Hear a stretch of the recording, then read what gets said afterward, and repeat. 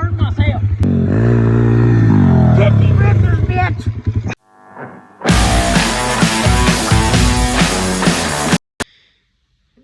Alright guys, we're going to go for a good rip today. We're going to go over to my old boss's house with my one old friend.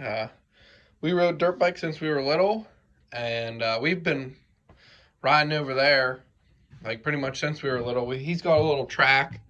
We had one when we were little over there, but he just made it a lot bigger with a skid loader, and we're going to go hit that today. And I'm just going to go through a couple of things I'm going to check before we go. I'm gonna put some gas in it, check the oil, and I'm gonna grease the chain. I know this isn't clean, I haven't cleaned it. The fuel filter still looks good, air cleaner still looks good.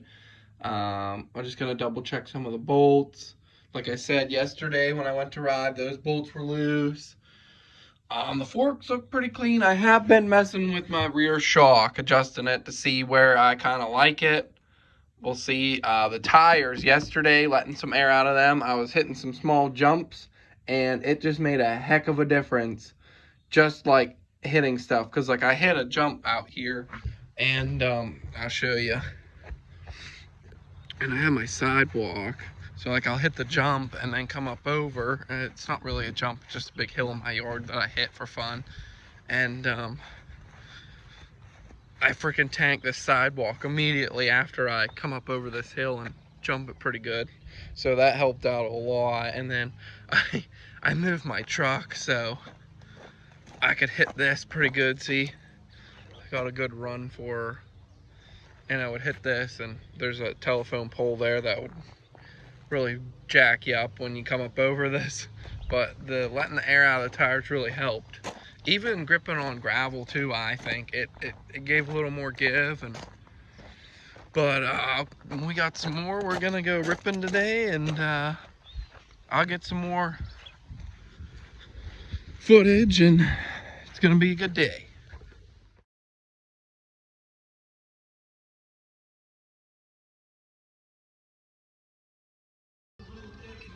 All right, he's got his 250 out, Kawasaki. He's gonna be riding with us today once he gets it started here.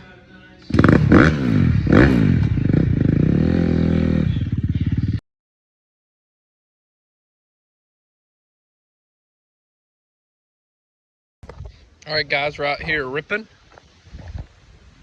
Got my bike, and we're just kind of finding a bunch of glass and stuff on the trail here that I'm cleaning out, and like this, like old doorknob. That's not good. And yeah, just kind of went slow, and we're just looking. I mean, it's a newer track that somebody built, so just kind of going things over. We're gonna get some shovels and stuff and make some jumps and berms and fix some stuff, but there's a little tidbit of it goes up over the hill. It's not too bad right now, but we're just gonna fix it and make it a little bit better.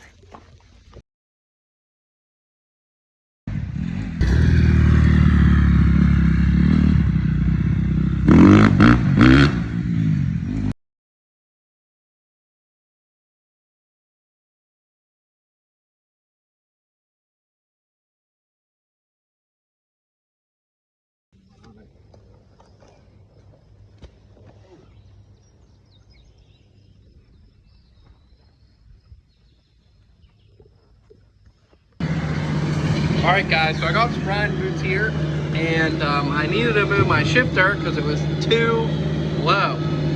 So it's a 10 millimeter. Take that out, and this shaft's blind. So you're gonna want to take it out, and then you want to move it up, make sure it slides on there easily, and there's a groove in there where this bolt goes in. Make sure it's tight. That's all. All right, just got back from our rip here. It's a good ride. We got 8.8 hours on it. When I get home, I'll probably do, clean this. Probably do an oil change on it. Let's check it here. It's still pretty clean. Can't get it to focus here. Still pretty clean. So maybe run that. I got 20 W50 weight oil for it. pretty good rip today. We rode about all day. I think I started with 6 hours. Now we got 8. So yeah, it held up great. No problems at all. All right, guys, if you remember earlier, before I went, I saw that these were loose. So, and I said, I better get some bolts. I'm like, look at this from this ride. It's already loose again. And I'm not sure about that one, but I got the fix here. These are M6 by 2 inches long bolts. I got washers, big washers, and little washers, and lock washers. I could have got the nylock nuts. I kind of should have, but I didn't. I just got these at the hardware store. I couldn't remember how many it took, so I just got 4, just to be safe. So we're gonna put those in. Hopefully, it's gonna have enough clearance back here so it doesn't hit the wheel. I need to wash my bike. Sorry, guys. You know, it just rained today. Haven't really had time. Just been busy. But the chain's still tight from our last ride, and we're gonna go ahead and put this in and see how it goes. All right, I got the first one in. I'm just gonna do them one at a time, just so this doesn't like fall apart, you know. So I figured just one at a time would be easy. But these are actually, the stock bolts are actually an M6 as well. Same thread. They're just a little bit shorter than these ones. These ones I got are 2 inches long. These are probably 1 3/4 inches, something like that. That's what it looks like. I don't know. I didn't measure them, but that was just my guess. And then I went ahead and put a big washer and a smaller one like this on the outside just to take up some space. But actually, it fits perfect and it tightens right up. And I think it's going to work great holding that chain guide on there. So we're not going to have to worry about that freaking rattling loose and coming apart and jamming the chain up while we're riding. All right, guys, got them all in there. You can see them all on there real good. Got all of them on there good and tight. Not going to come off now. And these are a 4mm Allen. And I think this big washer that I got, I'm pretty sure it's an M8 washer. If it's not, it's an M12. It's all metric. So, and then these were 10mm, and so were the nuts on there, but they fit great.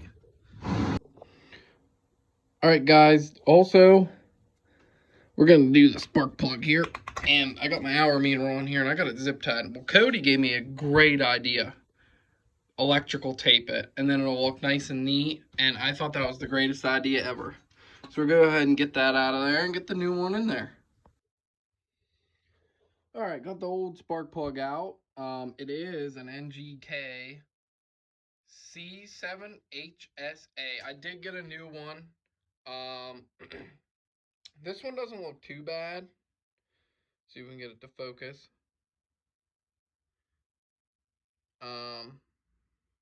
It's not gonna focus. So it is a little burnt looking. I mean, you can kind of see it now, but the gap's not that bad. It is a 16mm, and I went ahead and taped my spark plug wire like Cody's did. But in the manual here, it says, if you guys aren't familiar with how to check a gap, it's the point between the electrodes. And so over here it says, check the spark plug gap using wire type feeler gauge, or you know, a circle one, whatever. It should be 0.024 to 28 inches, or you know, it gives a millimeter. You know, make sure the plug washer's in good condition, blah blah blah blah blah. So I'm gonna go ahead and check this one.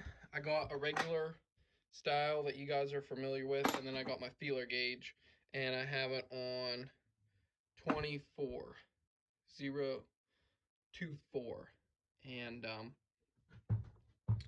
I mean, you can do it with either, but I mean, this is gonna give you a pretty good reading. This is kind of a guessing game a little bit.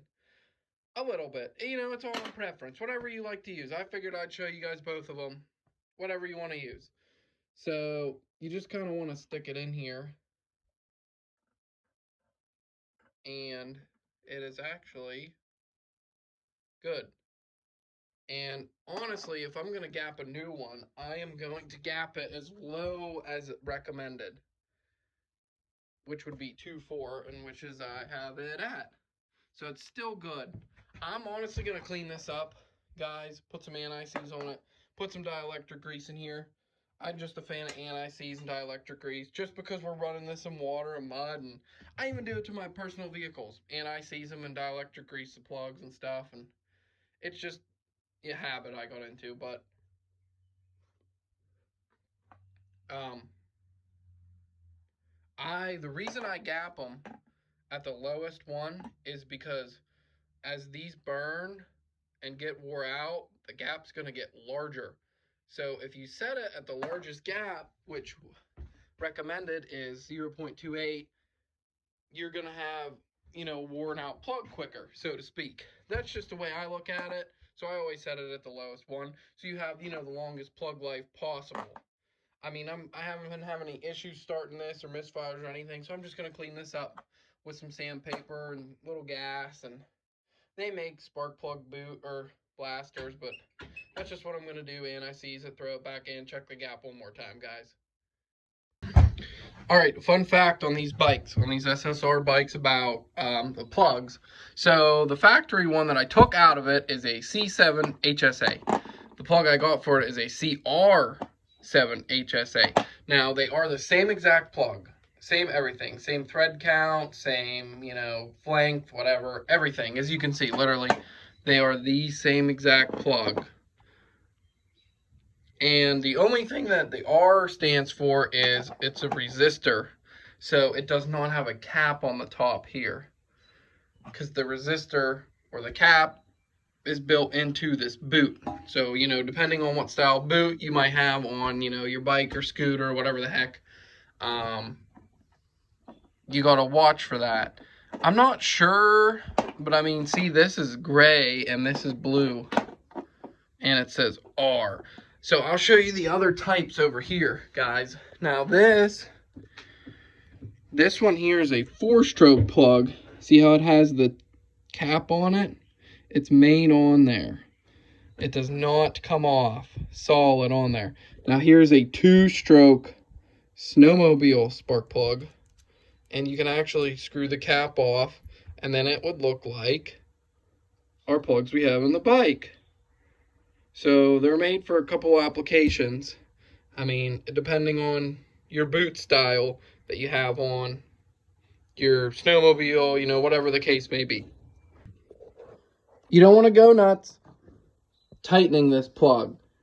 There's not a torque spec in the book. It is just an aluminum head. We'll look and see what it says. It just says tighten the spark plug about 1/8 to 1/4 turn after it seats if the old plug is good, or about 1/2 turn after it seats if installing a new plug, because the washer is going to be new and it's going to have to give a little more snug. And so just keep that in mind. All right, guys, we're going to try the new air cleaner here. This one has performed great. I mean, no complaints. But I just took it off here, guys, and look at the dirt inside there. Look at that. Man, I went on a hard ride all day Sunday, and I guess these bikes, you just gotta friggin' make sure the air cleaner's clean, guys. I mean, you just gotta check it. So, I mean, this is a dual element one, and they're just, I didn't hit any crazy mud holes or anything. I just rode a track all day, and we rode in the woods a little bit. But it just goes to show, guys, these bikes, you got to stay on top of this. I got to clean that out, and we're going to see what we can do with this new one here.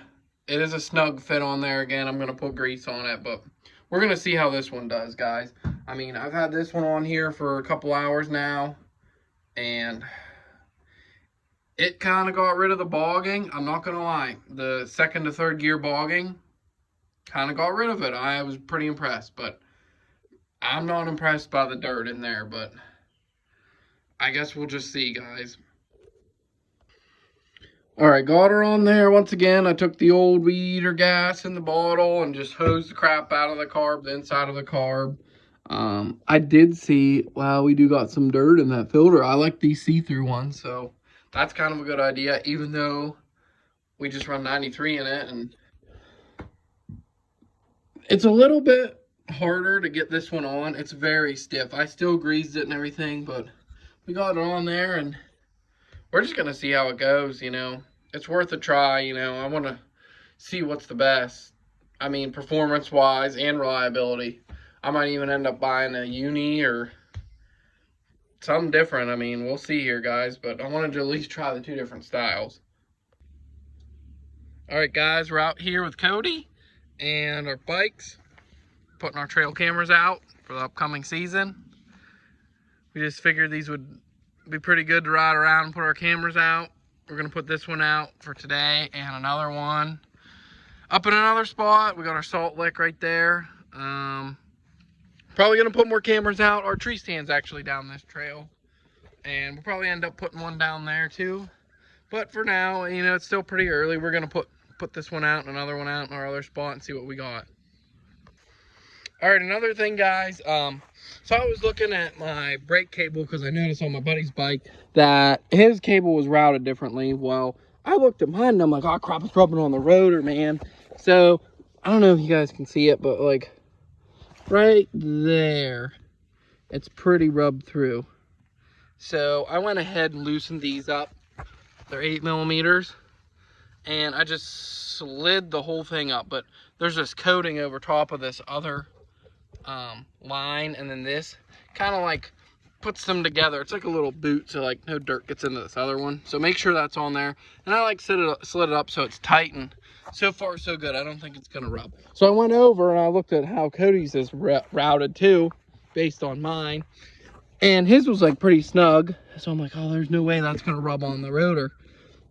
So I snugged mine up. But while I was doing that, I noticed that his caliper was loose. So I went ahead and tightened it up for him. 2 10mm bolts. So just keep in mind, guys, keep checking over this stuff because it does come loose again.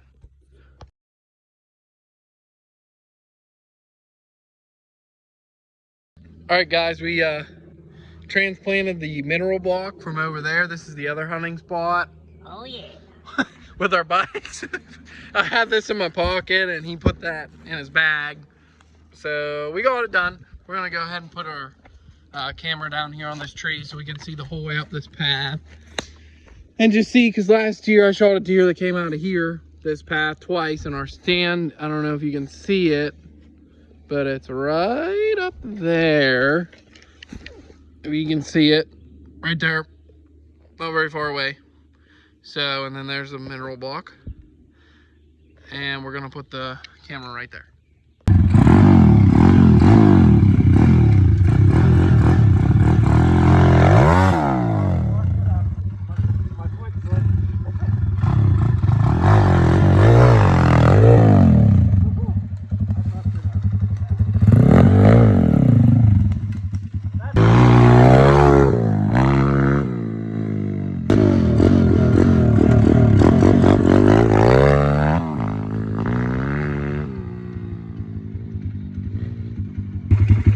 Oh fuck. Done did burn myself. Exploring today too. Oh, I can't start it.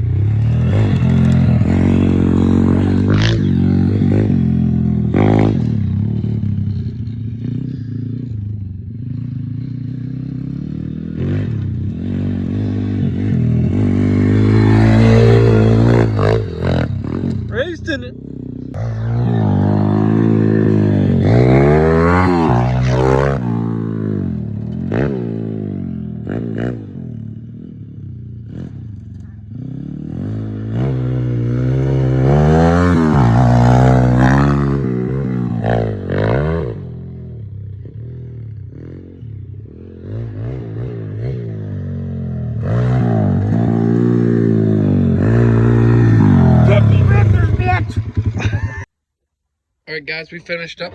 Got her loaded up. I got 10 hours exactly. I got to change oil tomorrow. And Cody's got 4.9 on his. Had a good rip today. Some single track riding.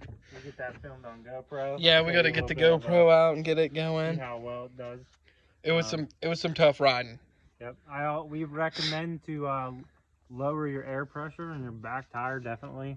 If you're going to do any kind of trail riding, or like especially single tracks, you let that little bit of air out because it grips way too much with all that fucking air in there, and you're just sliding and shit. So definitely do that. And for going over stuff too, it helps. Oh yeah, it definitely does. 'Cause it's not so stiff and it absorbs some of it. And like adjust your shocks how you want them to. Yeah. But definitely a tough ride. I'm freaking sweating. It was cold out. I'm sweating. It's hot. We had a lot of obstacles with trees and shit. But good ride.